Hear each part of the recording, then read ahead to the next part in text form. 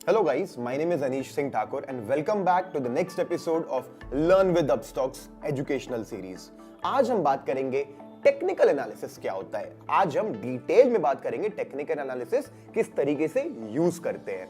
ये एनालिसिस होता है चार्ट स्टडी करने को कहते हैं technical analysis based on the historical data. मतलब बहुत सालों से स्टॉक्स मूव कर रहे हैं, अपना open high low close resistance support बहुत सारी इंफॉर्मेशन हमारे पास है, उसको एक तरीके एक पैटर्न पे यूज करके हम चार्ट का टेक्निकल एनालिसिस कर सकते हैं। आपको इस चैनल पे इस सीरीज में जो इंफॉर्मेशन मिलेगी, हो सकता है किसी बुक में आपको वो चीजें ना मिले क्योंकि ये टोटल प्रैक्टिकल अप्रोच है। हो सकता है बुक में और भी एक्स्ट्रा चीजें होंगी क्योंकि मैं खुद एक ट्रेडर हूं। मैं आपके साथ ऐसी चीजें डिस्कस करूंगा जो एक्चुअली काम आती है, प्रैक्टिकल अप्रोच। अच्छा, एक बात बताता हूं, मैं आपको जितने भी कंपोनेंट्स आज बताऊंगा, इन सारे कंपोनेंट्स पे बहुत ही डिटेल्ड वीडियो आने वाला है। इसी सीरीज में धीरे धीरे करके आपको बहुत इंफॉर्मेशन मिलने वाली इन्हीं टॉपिक्स को लेकर के, तो ध्यान से सुनना। ये बस आपको एक ओवरऑल इंडेक्स पढ़ाया जा रहा है।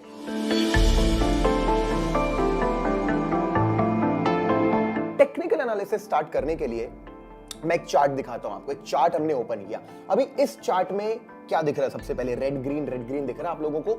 वो जो रेड ग्रीन छोटे ब्लॉक्स दिख रहे हैं उनको कहते हैं कैंडलस्टिक्स। अब ये बहुत तरीके के होते हैं, इनमें open high low close, green वाले को बुलिश कैंडल कहते हैं, रेड वाले को बेरिश कैंडल कहते हैं। इस तरीके से ये चार्ट पे आपको दिखते हैं, इनको बोलते हैं कैंडल्स। अभी देखो, ये कैंडल्स मिल करके भी एक टाइप बनाते हैं, उनको बोलते हैं चार्ट पैटर्न्स। जैसे कि डबल टॉप, डबल बॉटम। आपको दिख रहा है कि ये जो चीजें होती है, ग्रुप ऑफ कैंडल्स मिलके एक चार्ट पैटर्न बनाते हैं जिससे हमें मार्केट का स्ट्रक्चर समझ में आता है। फिर एक स्टडी होती है जिसे हम कहते हैं इंडिकेटर्स। अभी इंडिकेटर्स क्या होता है ना, यही प्राइस को यूज करके, वॉल्यूम्स को यूज करके हम इंडिकेटर्स बनाते हैं। बहुत सारे लोग थे, फेमस लोग हैं, टेक्निकल एनालिस्ट हैं, टाइटन्स बोलते हैं टेक्निकल एनालिसिस के, जिन्होंने बहुत सारे इंडिकेटर्स बनाए, जैसे Bollinger bands, super trend, relative strength index, average directional index, Ichimoku cloud and so more. इतने सारे इंडिकेटर्स हैं जो हमको मदद करते हैं मार्केट में राइट टाइम पे एंट्री एंड एग्जिट करने के लिए। नेक्स्ट कंपोनेंट होता है, उसको बोलते हैं ट्रेंड लाइन। अभी ट्रेंड लाइन क्या वर्ड से बना है? ट्रेंड और लाइन।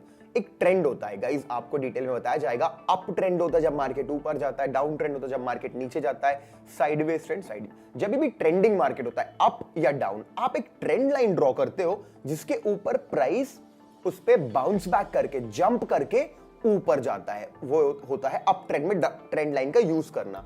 डाउन ट्रेंड में भी हम एक ऐसी एंगल पे लाइन ड्रॉ करते हैं जिसपे मार्केट बार बार टकरा के, रिजेक्शन लेके, रेजिस्टेंस लेके नीचे गिरता है।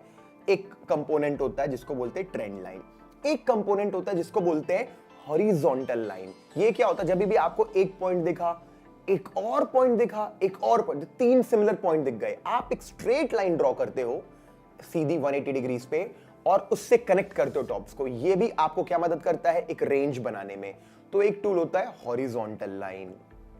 अभी और भी बहुत सारी चीजें होती जैसे फिबोनाची रिट्रेसमेंट्स की। अब जब एक स्टॉक नीचे से ऊपर जाता है, हम एक टूल यूज करके बॉटम से टॉप पे कनेक्ट करते हैं, हमें कुछ लेवल्स मिलते हैं, उसे कहते हैं फिबोनाची रिट्रेसमेंट।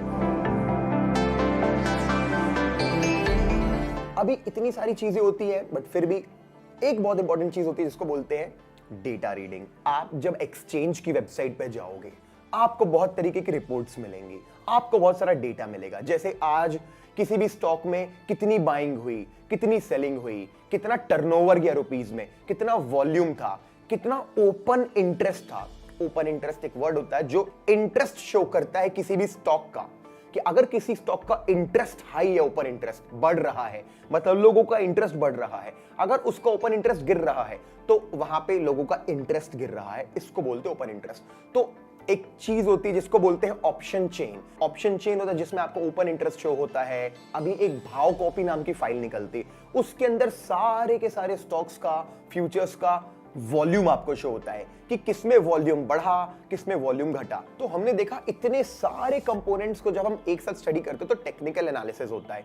तो आपको क्या समझ में आता है? Technical analysis is a very important study for short term traders जो इंट्राडे ट्रेडिंग करते हैं, स्विंग ट्रेडिंग करते हैं, और लॉन्ग टर्म ट्रेडर्स के भी काम आता है क्या? ओके, मैं अग्री करता हूं, मैं कंफर्म करता हूं आपको बेसिकली कि fundamental analysis is mostly required for long term investing.